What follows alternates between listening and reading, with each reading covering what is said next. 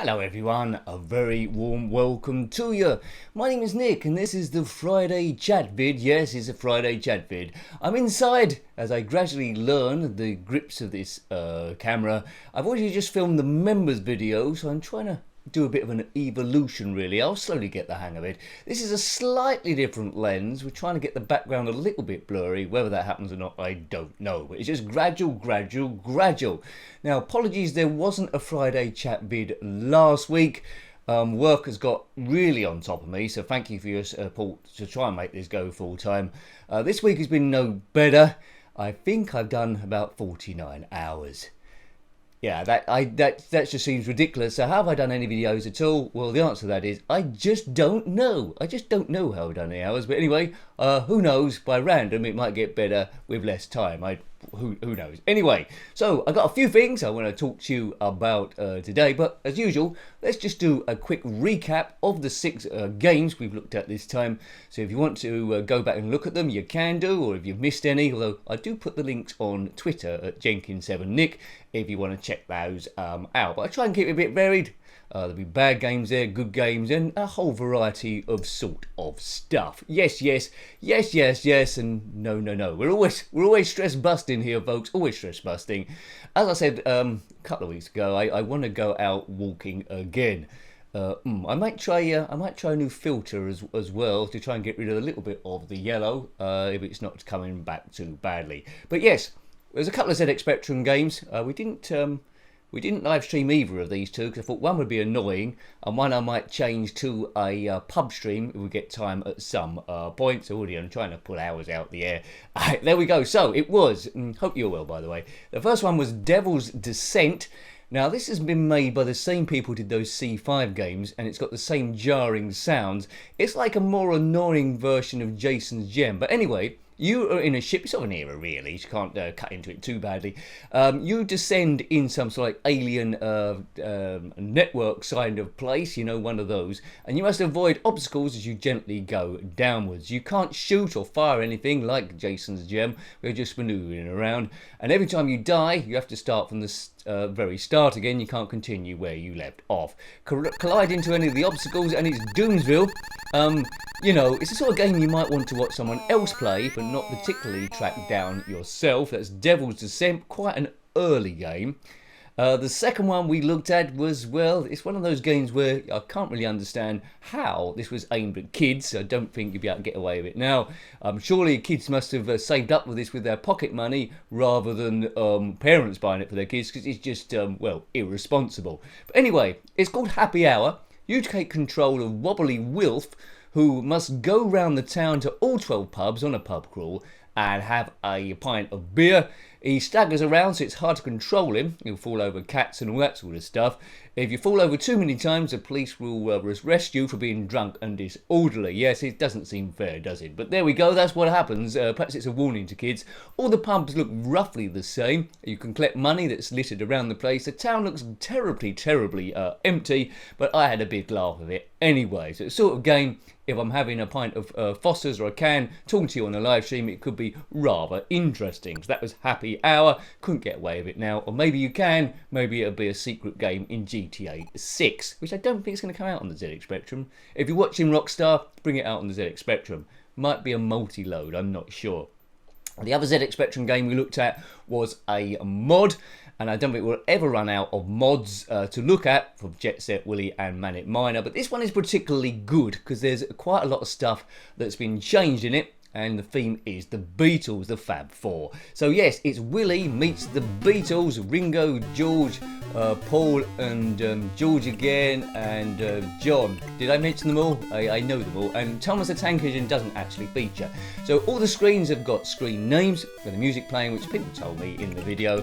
In the comment section is Lady Madonna, so thank you for the few people that told me that. There was quite a few of you, so thank you there. So the music's changed, it's Lady Madonna, you're going around, and the people really into the Beatles will see references, throwbacks to some of their work and times. I got a few of them, but not all of them, and I thought this was a really cool mod by Simon D. Lee. We reviewed one of these mods a couple of weeks ago called Willy meets Willy Vampire Hunter. No, yeah, something like that. Anyway, Vampire Hunter Willy, that's it. to not get yourself into trouble. What else did we look at? Well, on the Commodore Amiga, this game was okay on the ZX Spectrum, but you were a stuntman trying to do takes. It's super high stuntman. The Amiga seemed to have abandoned all the progress made in the ZX Spectrum version, which was a trilogy with Italian Supercar and Super Stuntman. They tried to make this into Squib or something. They've abandoned all there, and it's just way too difficult for me.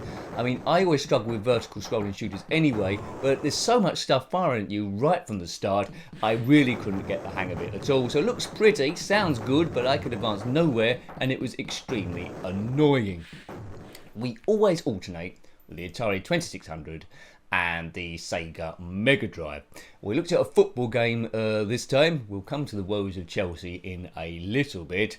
Yes. So when you think of football games, you think of FIFA, Kickoff 2, Sensible World of Soccer. But this one's quite good as well. It might have been a few people's favourites. I certainly enjoyed it. But, I'm a sucker for Kickoff 2. But that didn't come out on the Mega Drive, although Dino Dini Soccer did, which we reviewed quite a long time ago. This one is Striker. It's really inviting to the newbie, which I really, really liked. It's an odd angle compared to other football games, but I like it. You're kicking up or down the pitch. It's on a slight angle. There's aftertouch.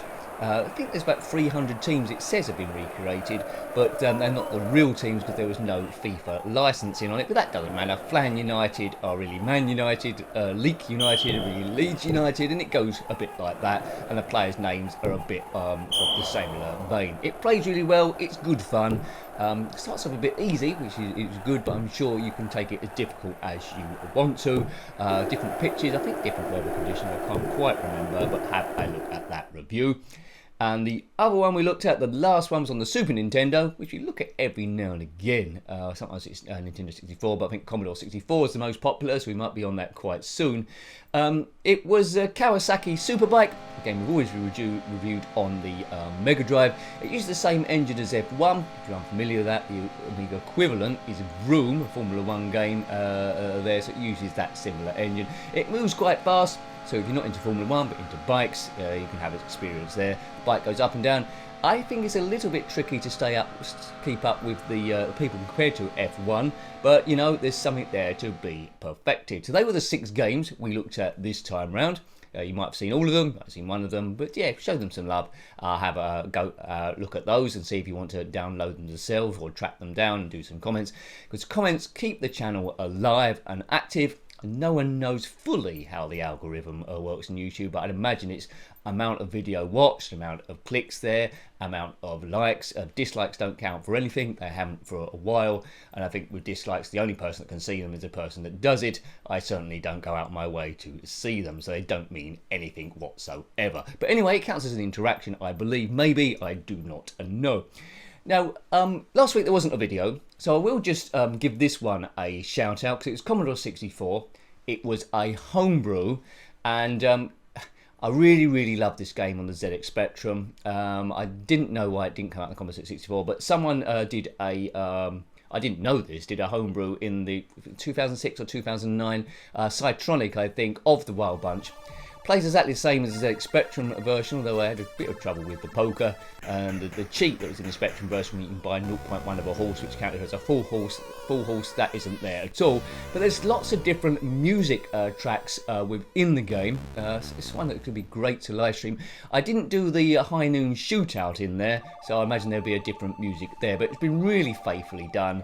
Great mod, or not mod, it's our homebrew from scratch, much like someone did Attic Attack on the Commodore 64, which is really, really good. I love it when someone takes time to bring these classics to other systems as well, and it really expands on the original, so that is good as well. So I thought I'd mention that.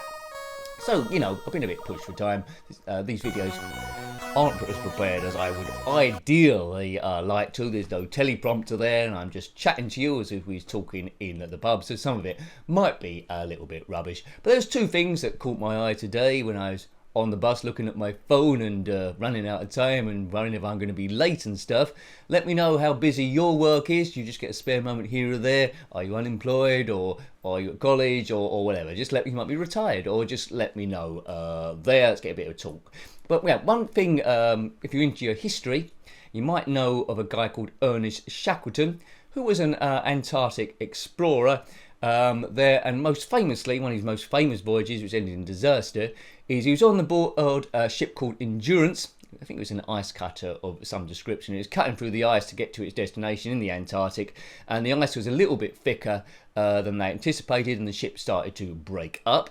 At some point, Ernest Shackleton said to everyone to get out of the ship, and then it eventually sunk beneath the waves. It was slow progress there. That was 107 years ago.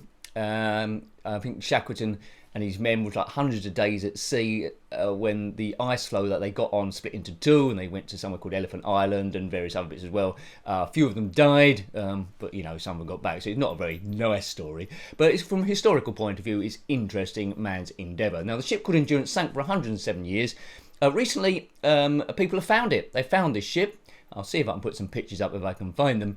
But yeah, it was favourable weather conditions. The ice was slightly thinner than they was expecting. I don't know if that's to do with global warming. And they found the ship, and incredibly, a lot of it was intact, looking not too dissimilar to how it looked 107 years ago, or obviously a lot wetter. So that was an interesting story, a bit of history. I don't know if they're going to bring it up out the sea. Maybe they should leave it there as a monument. But yeah, don't go to the Antarctic in a wooden boat that can't cut through thick ice. But at the moment, it was much thinner. So let me know what you know about that, or any more information. You might not care whatsoever. This is a retro gaming channel after all. Why am I talking about this? I don't know. It's interesting. Maybe we should do a Q&A and talk about whatever you want to talk about. The other news that I sort of like come across is, well, you know, I don't want to go too deeply into this because it isn't political, it isn't too that sort of channel, but you can't escape it. It's everywhere we look in the news. The battle between, well, Russia's invasion of the Ukraine, the poor people that are fleeing their homes and crossing the border, Putin doing what he's doing. As I say, again, not going into detail, so don't put, you know, venomous comments below about that sort of thing. I'm sure you won't, but people might drop by and use it as that. It's got lots of ramifications for the rest of Europe as well, but we'll just focus on there's sanctions on all Russian billionaires and stuff like that, and it filters in to sport as well. I'm really into the Formula 1, and Nikita Mazepin, who I don't think should have been there anyway, who drove for the Haas team, who's Russian.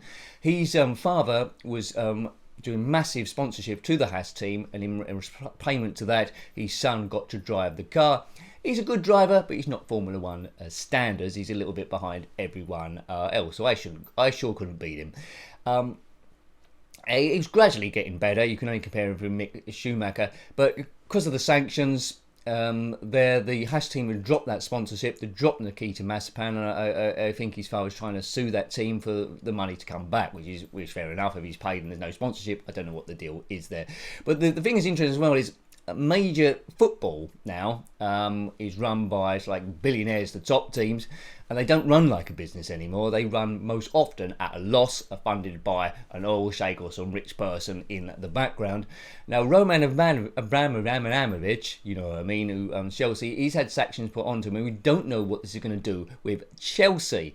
They were sort of like one of the first teams in the Premierships to start splashing out the cash when they bought Gianfranco Zola back in the day and were unbeatable, and then other teams eventually started doing that. I think Newcastle is the most recent one, although I haven't got the full fruit of what they're doing at the moment.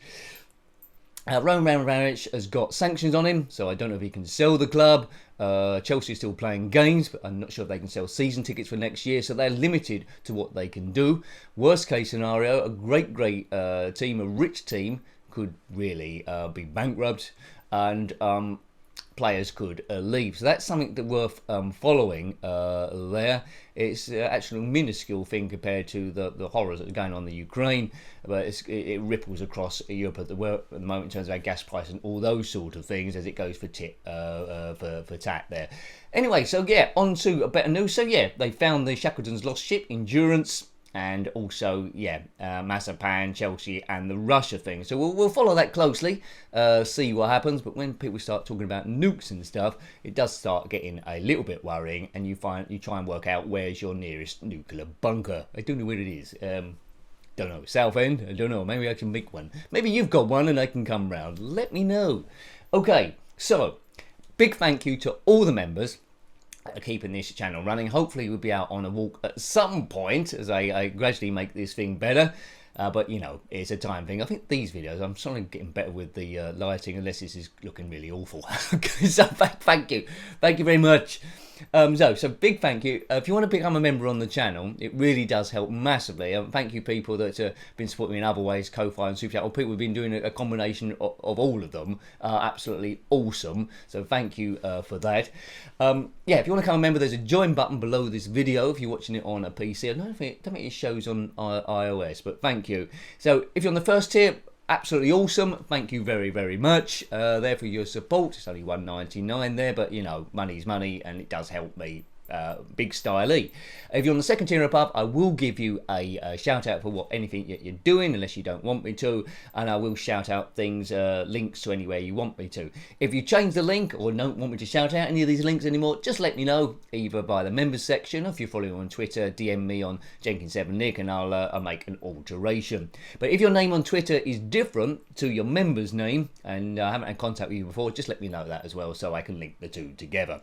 So, big thank you to everyone on the second tier here. Avenging Lettuce, thank you Avenging Lettuce for your support there, and as I say, the super chats as well. Greyholt 2, thank you sir, much appreciated for your kind comments on a lot of the videos, it has to be said.